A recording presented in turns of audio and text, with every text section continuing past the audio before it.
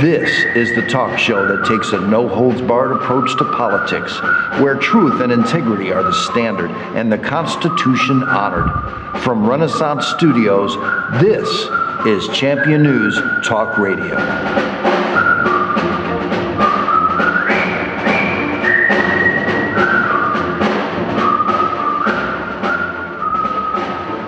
Good morning and welcome to another edition of Champion News Talk Radio, brought to you by championnews.net. This great edition is with Jack Roser, our founder. Howdy do.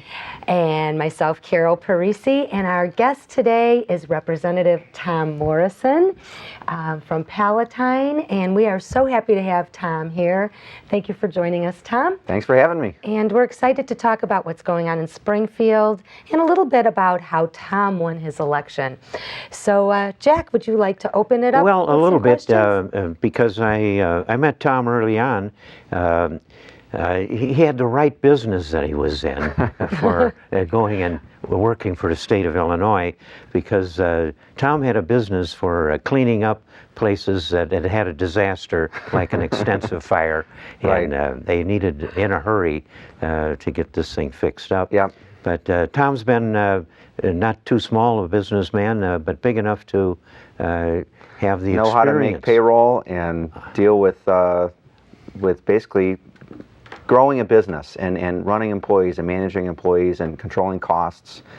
And that's what the state needs to do. It needs to control costs. It needs to find opportunities of drawing businesses in so that we can... Tom, you had a checkered career too. I just found out you were actually a newspaper reporter? Not a newspaper reporter. I was a radio reporter. Radio reporter. Yes.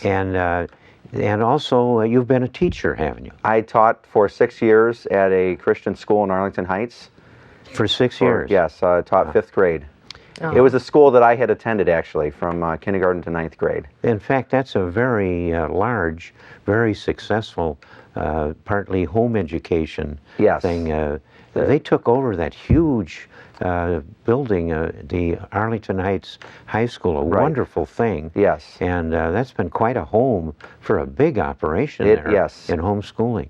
That's fact. I probably, well, I don't know how many, certainly tens of thousands of students have homeschooled through there, maybe even over 100,000. And they were really pioneers in the modern homeschool movement. Yeah. Tom, I know a little bit about how you got elected. Would you two tell me a little bit about how your adventures went on together? Well, I was very honored to have met Tom during the last election cycle, and Tom embraces everything this movement is. And why don't you tell us, Tom, about you? And I just want to wind back. You're a businessman, and you were talking about making payroll and knowing what to do. That tells me leadership.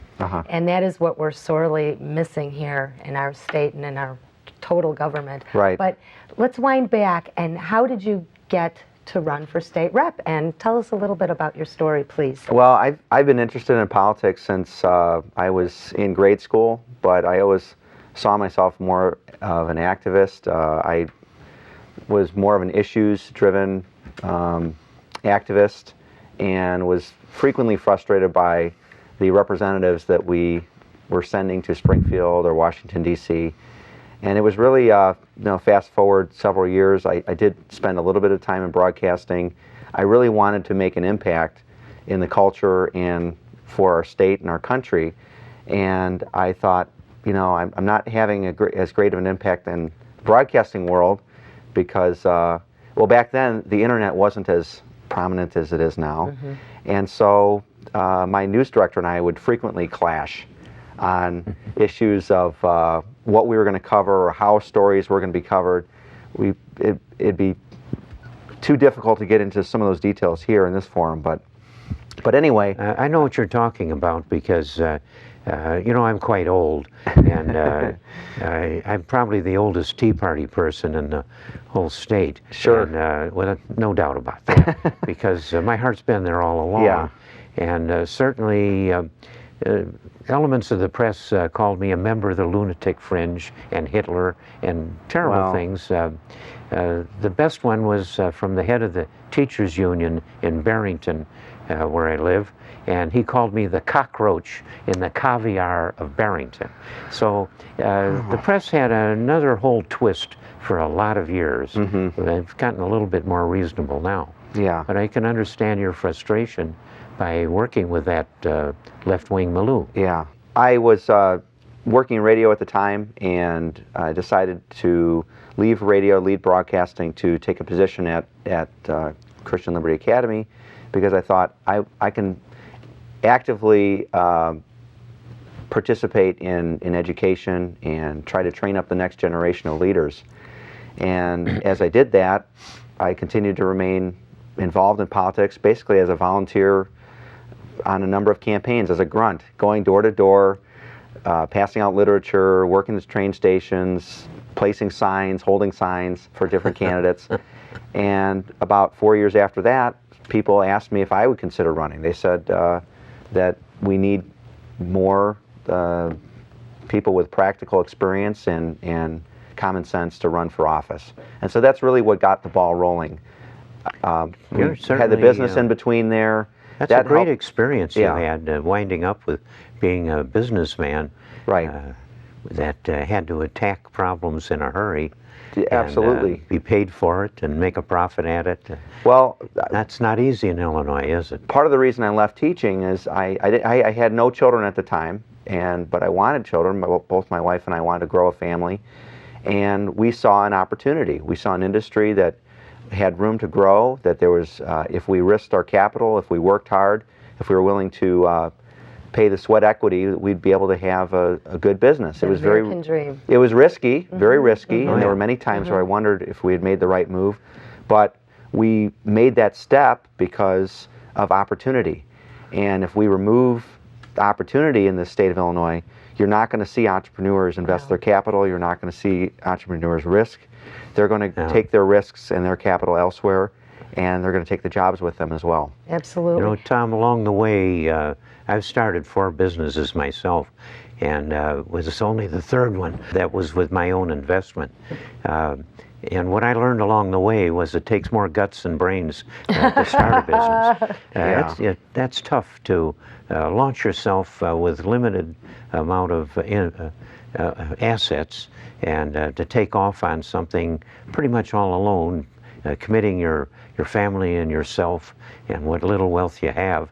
In my case, only $5,000. That takes some more guts and brains. Yeah.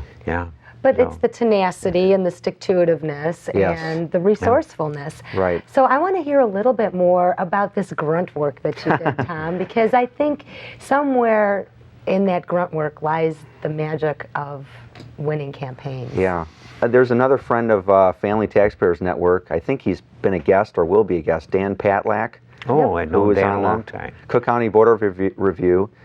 Dan ran a seminar one time. He was asked to, Dan was a very effective precinct captain or precinct committeeman, and he was asked by the Palatine Republican Party to put on a 1-hour seminar on how to effectively walk a precinct and how to effectively reach out to voters and get good candidates elected. So I attended that. There were maybe 100 people in the room, and I thought, oh, I can do this. This is not that difficult. Basically, you just have to follow a walk sheet, and for those who don't know, a walk sheet just lists who the registered voters are in that particular neighborhood, and you pass out literature and follow up with them if they need an absentee ballot form. You provide that for them. If they need a ride to the polls, you provide that for them, and that's really what got me started. So I just became a more active volunteer, and I think that's how people. Or why people considered me to run for office. Are you a Tea Party candidate? Proudly. Dan Patlack is a special example. It just happens, I've known him quite a long time, when he was helping other people to get elected. I'll say there's a lot of baloney in politics, but Dan Patlack has got more honest work and less baloney than any present company accepted, than you usually find out there. And now he is on the Cook County Board of Appeals, and that he rose from being an assessor, but in Cook County, which is a little bit stranger than way it's conducted in other counties. But he's come on to a big, important office as the Cook County Board of Appeals. Yeah, he's a great guy. He is. You should see more of him. And what he taught me, now I'm trying to teach others. Yeah. Now, was that through the Leadership Institute? Well, that's sort of separate. Once I decided I was going to run, I took some additional training, took the initiative to go to Washington, D.C. for some seminars at the Leadership Institute. They've also conducted some seminars here in Illinois. But I would recommend that organization. It's a top-notch. It's run by Morton Blackwell. Morton Blackwell. I've known him for many years and contributed to him. That is a wonderful money man. well spent, because they run really, really great programs. Well, you know what, Tom, you really did a lot of that grunt work yourself. And Jack, you understand how important it is to do that precinct work. Well, the great thing is we didn't have to really do any polling. We could talk about that maybe in the next You know segment. what? After the break, we're going to talk more to Tom Morrison.